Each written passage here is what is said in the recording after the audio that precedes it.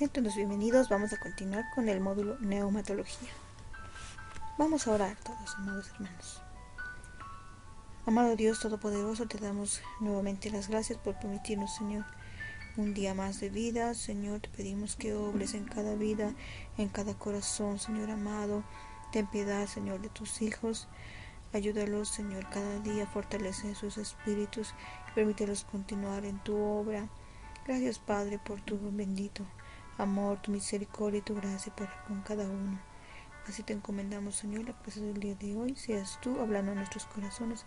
En el nombre de Jesús. Amén. Continuamos con la clase número 10. Y ya entrando al punto 8, vamos a hablar acerca de el pecado contra el Espíritu Santo. Y haciendo una breve introducción, decimos que en varias oportunidades se le acusó al Señor Jesús de echar demonios con ayuda del poder del príncipe de los demonios, Satanás. Así ocurrió cerca de Capernaum en Mateo 9:34. Ocurrió también en Perea o en Judea, en Levítico 11 del 14 al 23. Pero el ejemplo clásico en el de Galilea, que se relata en Mateo 12:22 al 32 y Marcos 3:22 al 30, pues vemos, ¿no?, ahí que hace esa mención acerca, ¿no?, de esta lección que vamos a llevar.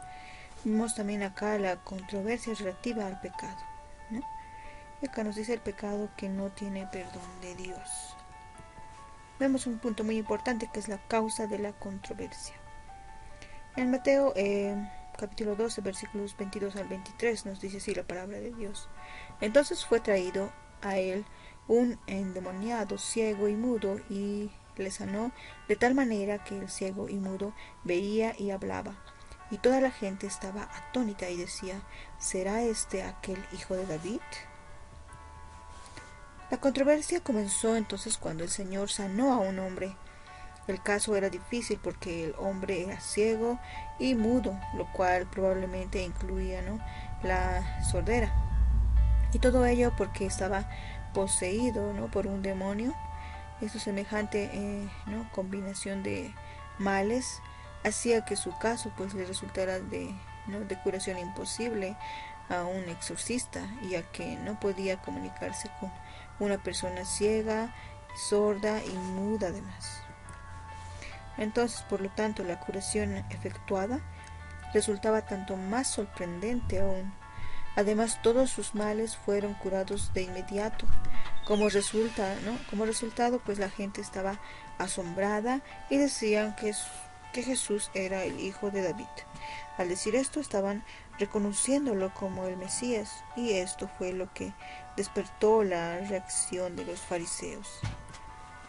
También vemos este punto muy importante que es la acusación, ya en Mateo 12, 24 al 29, donde nos refiere así, ¿no? Sabiendo Jesús los pensamientos de ellos, les dijo: todo reino dividido contra sí mismo es asolado, y toda ciudad o casa dividida contra sí misma no permanecerá, ¿no? Y si Satanás echa fuera a Satanás, contra sí mismo está dividido. ¿Cómo pues permanecerá su reino? Y si yo echo fuera los demonios por Beelzebú, ¿por quién los echan vuestros hijos? Por tanto, ellos serán vuestros jueces. Pero si yo por el Espíritu de Dios echo fuera los demonios, ciertamente ha llegado a vosotros el reino de Dios. Porque ¿cómo puede alguno entrar en casa del hombre fuerte y saquear sus bienes si primero no le ata? Y entonces podrá saquear su casa.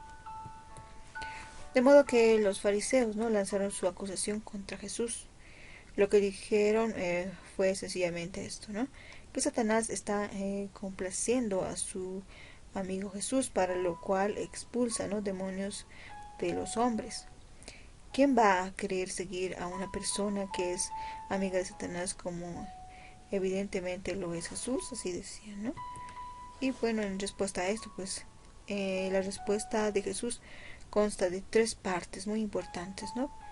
En los versículos 25 al 29 vemos primeramente un reino o una casa, ¿no?, que están divididos contra sí mismos, no pueden perdurar.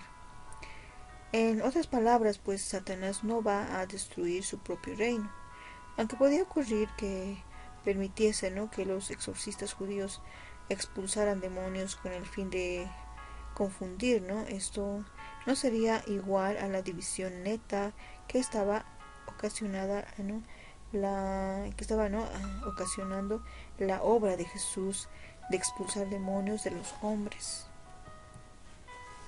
Ya como segundo punto vemos la acusación de que en este caso de Jesús había intervención, ¿no?, diabólica, pues era absurda, porque los fariseos reconocían que los exorcistas judíos no expulsaban demonios por el poder de Satanás.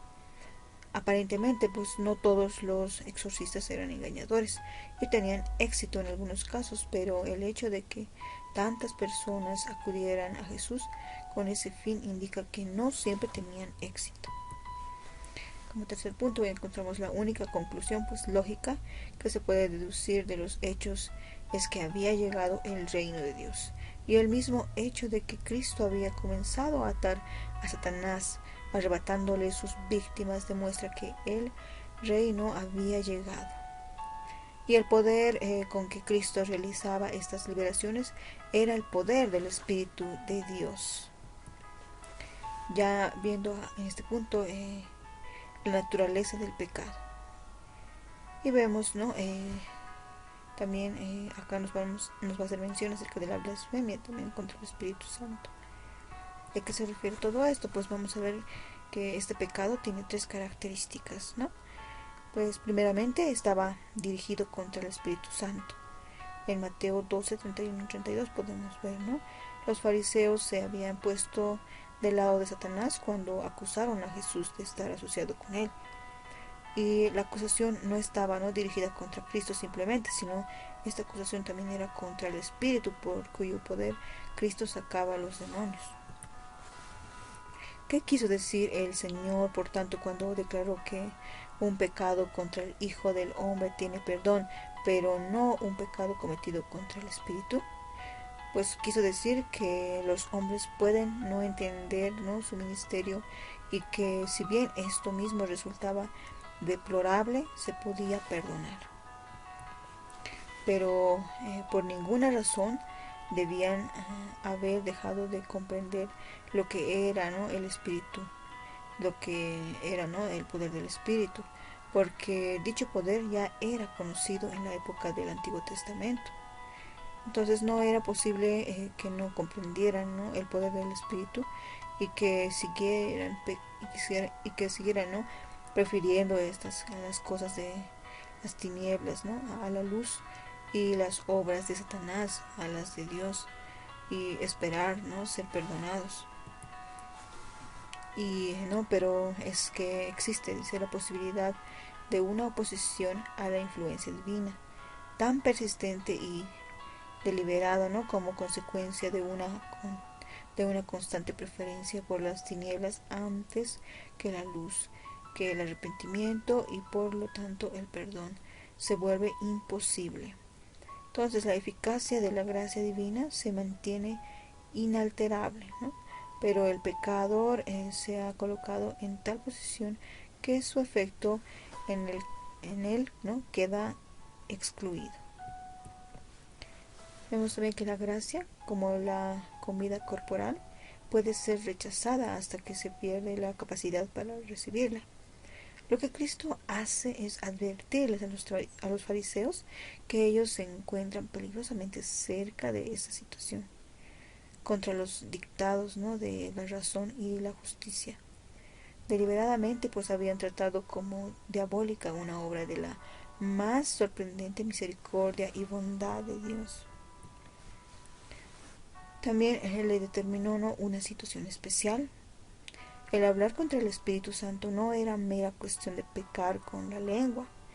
El pecado de los fariseos no era simplemente de palabras, ¿no? No se trataba sencillamente de las blasfemias que brotaban de sus labios. Las palabras revelan lo que encerraba sus corazones. Sus palabras mostraban su condición desesperadamente, ¿no?, perversa. Además, la extrema perversidad de su estado se destacaba, ¿no?, contra una luz sumamente brillante, la presencia personal de Cristo y los milagros que realizaba. Se trataba de pecado cometido en su misma presencia. Para cometer este pecado específico, la presencia de Cristo en la tierra era necesaria. Por tanto, resultaría imposible hoy día reproducir dicha situación en forma idéntica. No obstante, no solo es posible demostrar la misma perversidad del alma al rechazar el poder de Dios hoy día, sino que efectivamente así ocurre todos los días.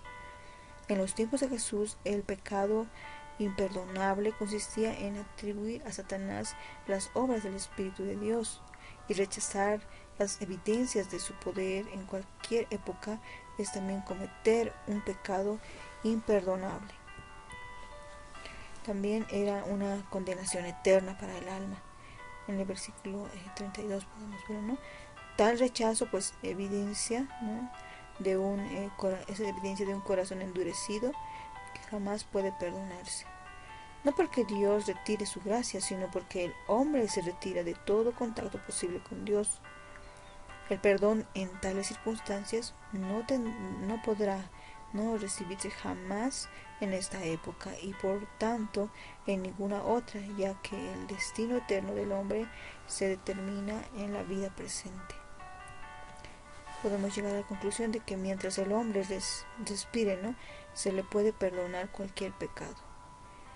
En esa oportunidad, Cristo mismo, ¿no?, puso en claro que lo que había que hacer era ponerse a su lado. Esa declaración contiene una invitación incluso para los mismos fariseos que tan nefastamente, ¿no?, se le oponían y a que no se pasasen a su propio bando. Ellos, ¿no?, y no el Señor, impedían que esto ocurriese. De esa manera habríamos concluido con la presente lección. Vamos a dar gracias, Señor, nuevamente te damos, porque realmente, Señor, tú eres sabio, tú nos das sabiduría, Señor, a cada uno de tus hijos. Permítenos, Señor, comprender, Señor, la gravedad del pecado que muchos cometemos, Señor, al blasfemar contra el Espíritu Santo.